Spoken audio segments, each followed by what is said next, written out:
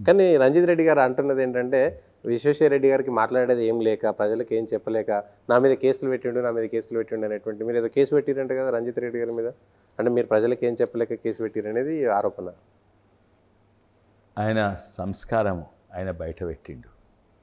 ఎంత ఇంకా నేను ఇక ఆ మాటలు కూడా మాట్లాడా కానీ మా మదర్ పేరు తీసి ఆయనను నన్ను అబ్యూజివ్ లాంగ్వేజ్గా మాట్లాడారు. నేను సాధారణంగా నాకు ఇప్పటి వరకు జీవితంలో ఎవరు కూడా నా ముఖం మీద లేకుంటే నాకు డైరెక్ట్ ఫోన్ చేసి అట్లా మాట్లాడలేదు. ఈవెన్ చిన్న కార్యకర్తలు కాంగ్రెస్ ఉన్నాయి, టీఆర్ఎస్ ఉన్నాయి, ఒక మహిళలకు రెస్పెక్ట్ లేదు, ఓ పెద్ద మనిషికి రెస్పెక్ట్ లేదు. అండ్ అది నేను మీడియాకి పెడదామంటే మీడియాకి ఎందుకు పబ్లిసైజ్ చేయాలి, పోలీస్ కంప్లైంట్ ఇవ్వమన్నారు. నేను కావాల్సిన పబ్లిసైజ్ చేస్తుంటుంది, ఓకే, ఆయన నిలదీస్తుంటుంది. కానీ నేను డీసెంట్గా ఉండామని ఇవి పోలీస్ కంప్లైంట్ ఇచ్చిన. అప్పుడు పోలీస్ ఇమీడియట్లీ ఎఫ్ఐఆర్ ఫైల్ చేసింది. ఎందుకంటే అప్పుడు కాంగ్రెస్ ప్రభుత్వం ఇక్కడ ఉండే, అంటే ఇది జనవరిలో ఫిబ్రవరిలో అయింది. అయితే ఈయన టీఆర్ఎస్లో ఉండే. ఇప్పుడు ఈయన కాంగ్రెస్ జాయిన్ కాగానే ఆ పోలీసు వాళ్ళు దాన్ని తీసలేరు. మళ్ళీసారి మీరు రిమైండ్ చేసినట్టు మనలోసారి లెటర్ రాస్తా పోలీసు వాళ్ళకి, ఏమైంది ఈ కేసు, ఎందుకు ఇన్వెస్టిగేట్ చేస్తలేరు.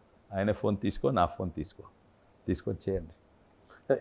వాళ్ళు చెప్తున్నది అంటే, నేను టీఆర్ఎస్ నుంచి కాంగ్రెస్ పోయినా, ఆయన టీఆర్ఎస్ నుంచి కాంగ్రెస్ బీజేపీ పోయిండు, పార్టీలు మారడంలో నన్ను విమర్శించేటువంటి నైతిక అర్హత ఎక్కడ ఉంటుంది? నేను ఆయన పార్టీ మారుతుంది కాదు. పార్టీ మారేది ఉంటే కేసీఆర్ 10 పార్టీలు మారిండు, రేవంత్ రెడ్డి 10 పార్టీలు మారిండు. ఇది పార్టీలు మారడం కాదు. విమర్శించేది ఏంటంటే ఆయన ఆస్తులను కాపాడుతూ ఎప్పుడు అధికార పార్టీ దిక్కు పోతాడు. ఓకే, ఇప్పుడు ఈ ల్యాండ్ కూడా గవర్నమెంట్ వాపస్ తీసుకోవాలి. కేసు నడుస్తుంది. ఇప్పుడు కేసు అడ్మిట్ అయింది, కట్టడం బంద్ చేసిండ్రు, ఓ స్టే ఆర్డర్ టైపు ఆర్డర్ ఇచ్చిండ్రు, ఇంకా కోర్టులు ఉన్నది.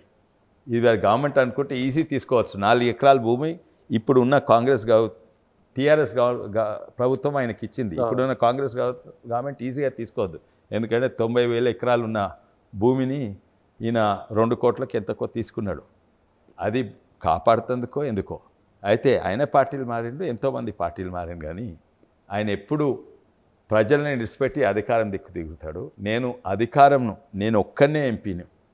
అధికార పార్టీ తప్పులు చేస్తే నువ్వు తప్పులు చేస్తున్నావు, నువ్వు కేసీఆర్ కానీ ఎవరైనా కానీ తప్పులు చేస్తున్నావు, నేను ఈ పార్టీ ఇడిచిపెట్టి అధికారంలో ఉన్నప్పుడు అధికార పార్టీ ఇడిచిపెట్టి ప్రజల దిక్కు పోయినాడు నేను.